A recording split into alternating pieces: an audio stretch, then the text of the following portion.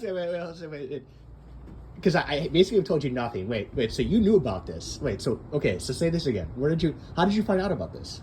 I was told by a member of the sheriff's department that they were looking for someone who committed assault. They had tattoos all over them.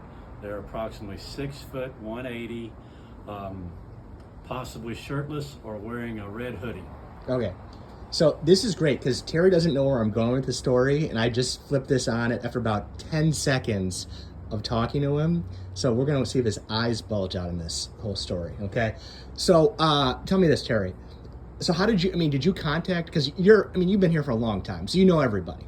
But how did you know, did you see this quarantined off area in Mineola? Is that how you knew about it? Yeah, I went to have a cup of coffee. So you were going to the Crooked Spoon. No. You weren't going to the Crooked Spoon. On my dad's house. Oh, you're going to your dad's house. Okay, so you're going to your dad's house, and everything's quarantined off.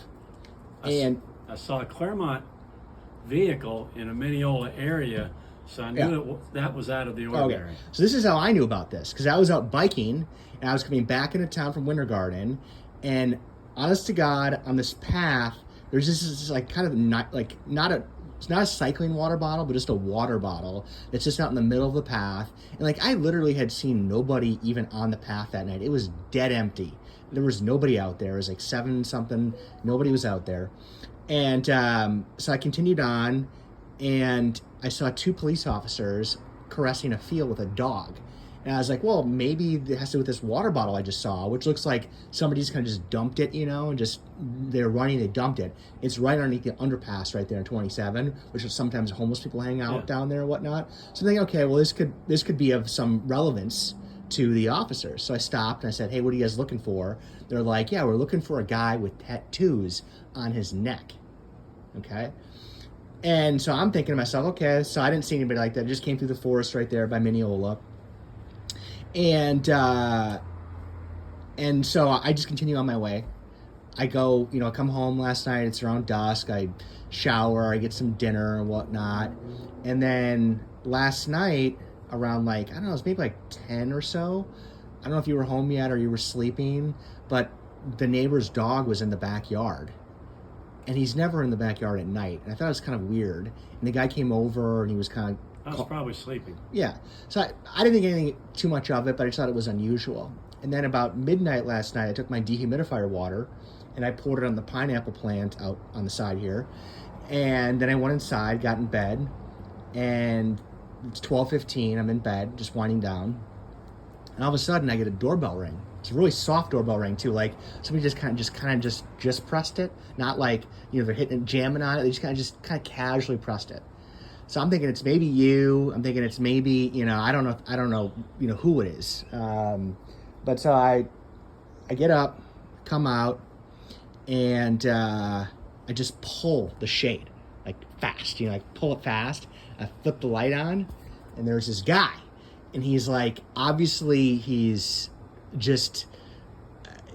scared. He looks like he's scared. And he starts talking to me. I don't exactly remember how it happened, but he's like, 2 guys are chasing me. I'm in danger. Would you please let me in? And he could tell that I wasn't going to let him in. He's just like, well, please, just call this number then. Call my wife, and tell her what's going on. And so I'm like typing this number. Well, the guy has tattoos on his neck. Did he have a shirt? He had a shirt on, I think, but just... Hoodie?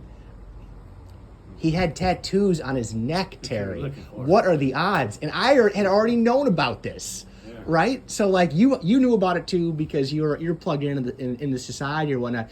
But what are the honest odds to God that this guy at 12:30 and 12:20 in the morning shows up at my house and rings my? Yes, it was the guy. Shit. That's amazing. So they arrested him right over here. And I figured he'd be hiding somewhere, but I never figured he'd make it this far. Yeah, that's my whole point. This is 2 miles from that point, right? It's nowhere close. So he's looking for a dark place. He probably came up from the lake. And the thing is quarantined, and there's a lot of wooded area over there where this guy could be hiding, right? Where you think he's going to be hiding, and he shows up at my house, rings my doorbell, and you found the water bottle. What are the odds? one in over 100 million. I think it is 100 million because I think it's about, honestly, it's about 100,000. There's probably 100,000 homes here. And there's probably 150,000 people. So you happen to ask the cops as well. So we can divide. Two people ask the cops. Two people ask about the him. cops. But, Shows up at our residence. but you're plugged in. You're plugged into society. I'm not plugged in. So I just crazy randomness. But yeah, so I'm going to stop the video now. But that's just randomness.